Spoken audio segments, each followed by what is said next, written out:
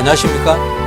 글로벌 기독방송 GGB TV 몸과 교회를 세우는 우리 선교회 방송. 그 중에서도 은혜 나눔 초대석이라고 여러분들이 벌써 여러 편을 보시고 계셨을 텐데 오늘 또한 열심히 달려가 보겠습니다. 오늘은 특별히 기도 자그마하신 분이 인생의 역정이라 그럴까요? 그렇게 많은 일들을 겪으시고 지금 이 자리에 함께 했는데 이야기는 일단 나눠보세요. 여러분 들어보시면 아실 것입니다. 모시겠습니다. 안녕하세요. 안녕하세요. 반갑습니다. 반갑습니다. 이렇게 또 귀한 자리에 귀한 손님을 모시니까 제가 너무 몸둘 바를 모르겠습니다. 그렇게 말씀하시니까 제가 몸둘 바 모르겠습니다. 아, 그래요? 우리 그럼 네. 몸 다 두지 말까요? 그럴까요? 아무튼 목사님의 그 어떤 여정이라 그럴까? 네. 지금까지 살아오시면서 네. 제가 이제 잠깐 얘기를 들어봤잖아요. 예. 근데 참 쉽지 않은 여정이었어요, 보니까. 예. 그래서 그거를 우리 시청자분들에게 있는 그대로 네. 사심 없이 오직 믿음을 가지고 믿음 안에서 네. 믿음을 전하는 내용에서 많은 분들에게 도전을 줄 수 있는 그런 이야기를 좀 부탁을 드려보겠는데요. 예. 고향이 어디시라 그랬죠? 대구입니다. 대구에 태어나신 거예요? 네네. 그럼 거기서 얼마나 계셨어요, 그러면? 제가 53년도에 태어나서 네. 국민학교 졸업하고 중학교 1학년 때 서울로 이사 오게 됐습니다. 그런데 그 목사님의 가정사가 네. 그게 또 만만치 않다면서요? 그렇습니다. 그 어린 시절 가정사를 좀 짧게 좀 부탁을 드립니다. 저희 아버님이 경상북도 상주 낙동 아주 촌 출신이에요. 네. 근데 대구에서 그 공무원 생활을 시작할 네. 무렵에 6.25가 끝난 53년도에 저희 어머니가 대구로 피신을 왔었다가 운명적으로 그만 저희 부친을 만나게 된 겁니다. 그랬구나. 만나고 1년도 되지 않아서 제가 세상에 태어나게 됐죠. 네. 그러면은 그렇게 태어나신 목사님의 여정이 그때부터 시작이 됐고. 그렇죠. 그러면 그런 어려운 환경이었잖아요. 그러면 네. 사실 어렸을 때. 네네. 그래도 그 어려운 환경을 잘 극복하시고 네. 서울로 올라오셨다 그랬잖아요. 예예. 서울로 언제 올라오신 거예요, 그러면? 중학교 1학년 때 올라왔습니다. 중학교 1학년 때. 그러면 서울로 올라오셔가지고의 그 어떤 이야기들이 뭐 좀 추억에 꼭 전해야 될 말씀이라든가 뭐 이런 내용들이 있나요? 아니면 사춘기까지 좀 어떻게 지냈는지 그 얘기를 좀 해주시죠. 예, 물론 있는데 대구에서 네. 국민학교 졸업할 때까지의 여정이 네네. 만만치가 않았거든요. 오남매인데. 예, 그렇구나. 오남매인데. 네네. 저희 아버님이 워낙 고생하시던 분이라 저희 또 어머니는 72년도 대한민국에서 납세 2위를 할 만큼 대단한 부잣집 딸이었어요. 와. 흥국탄광 아마 알 겁니다. 예전엔 전부 다 석탄을 떼고 살았으니까. 그렇겠죠. 그 어머니가 저희 아버님하고 그만 부부가 되는 바람에 네. 결혼식도 올리지 않았거든요. 아하. 그러니까 우리 외조부께서 아예 허락을 안 한 겁니다. 인정을 안 했고요. 네네. 내 누이 동생 태어날 때까지도 찾아보지도 않았어요. 아이고.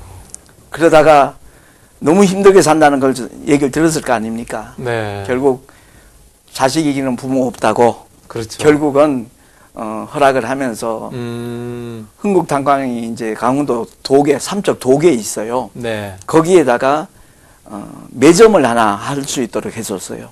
광부가 한 100명 이상 넘는 광부들이 있는데 그들이 그 매점에서 외상으로 전표를 끊고 네네. 생필품을 사는 겁니다.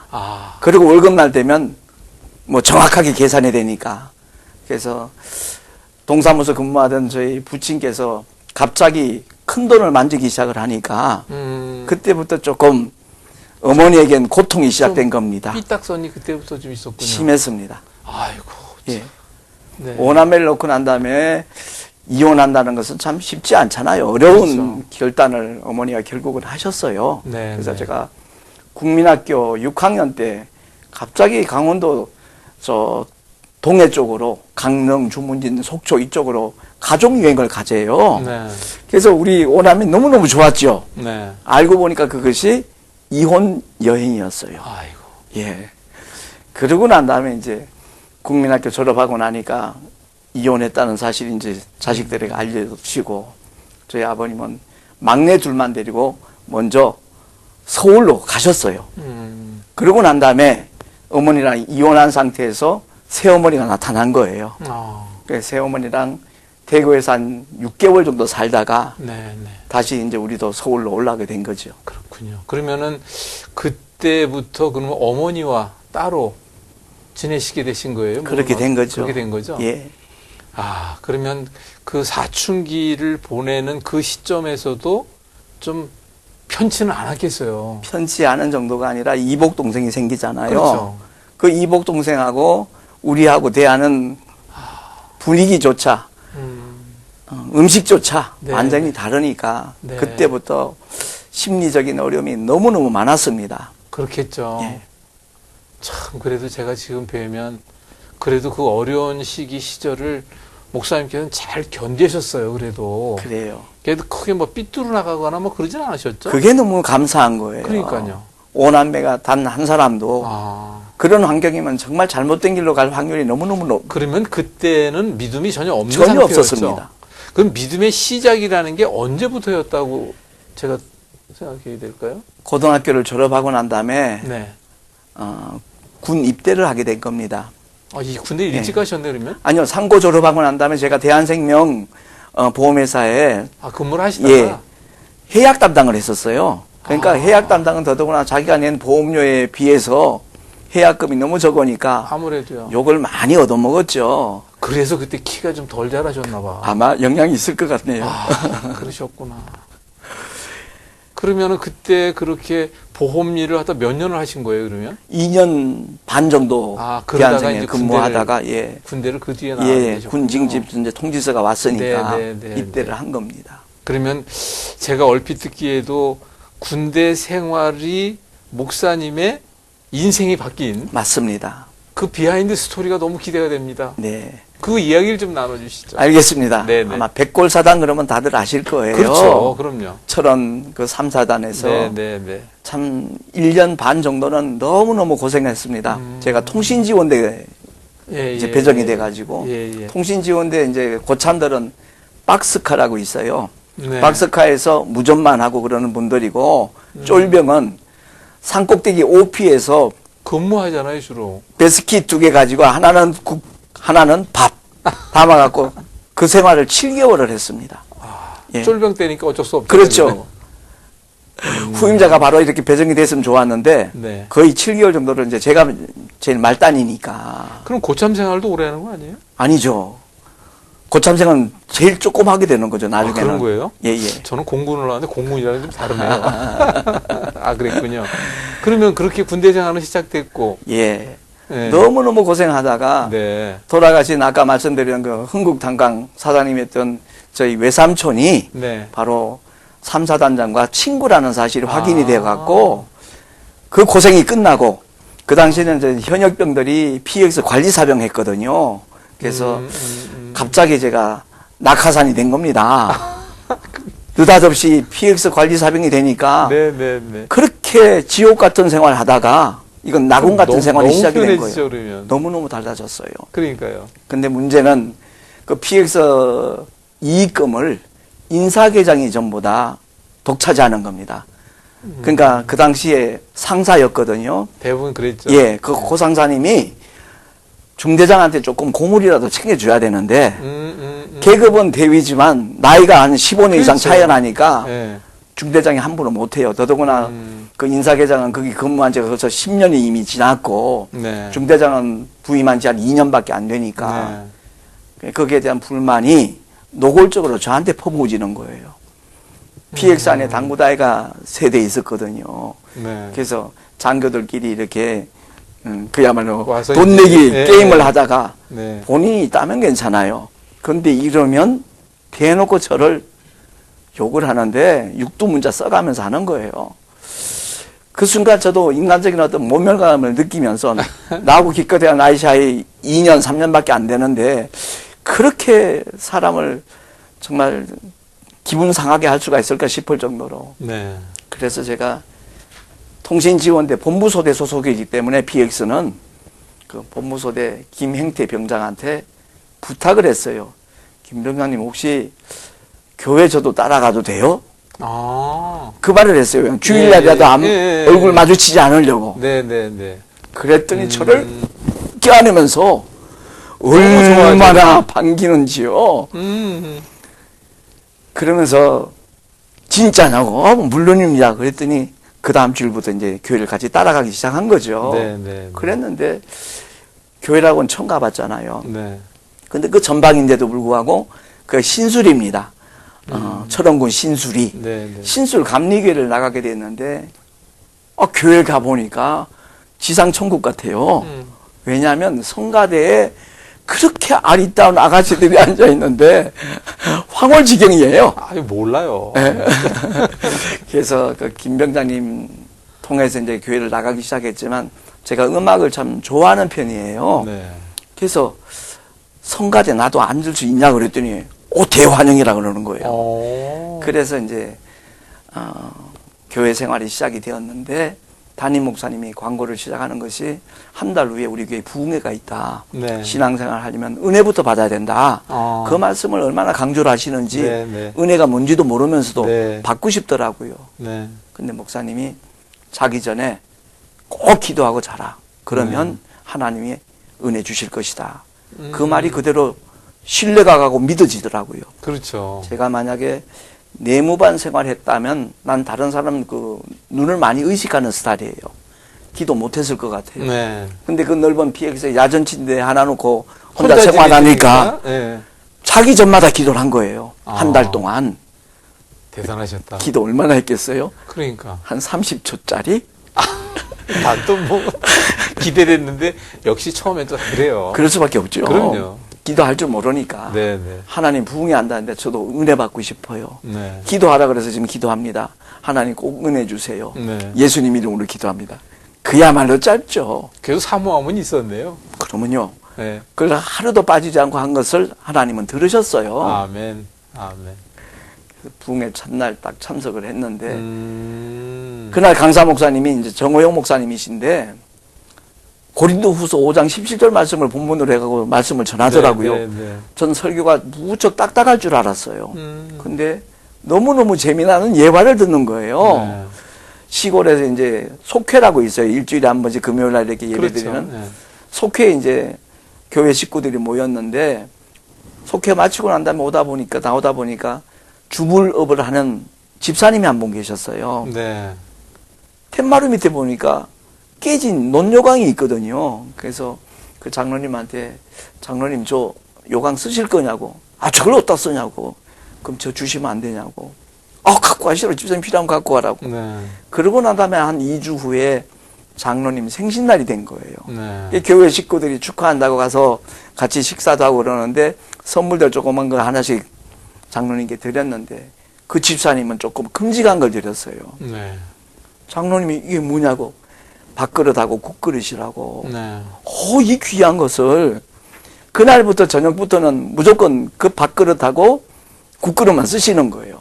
다음 주일날 교회 가면서 제일 궁금했던 게 그 집사님한테 어디서 그 비싼 걸 사왔냐고. 네. 그걸 물어보고 싶어서 교회 가자마자 집사님을 찾았어요. 아니 집사님 너무너무 국그릇하고 밥그릇이 좋아서 내가 그것만 먹고 있다 그랬더니 얼마 주고 샀냐고. 아니요 사기는요. 그럼 어디서 났냐고. 장로님이 지난번에 주셨잖아요. 내가 주다니. 텐마루에 있던 그 요강이요. 네. 그 말 듣자마자 막 헛구역질하면서 그럴 필요가 없잖아요. 그렇죠?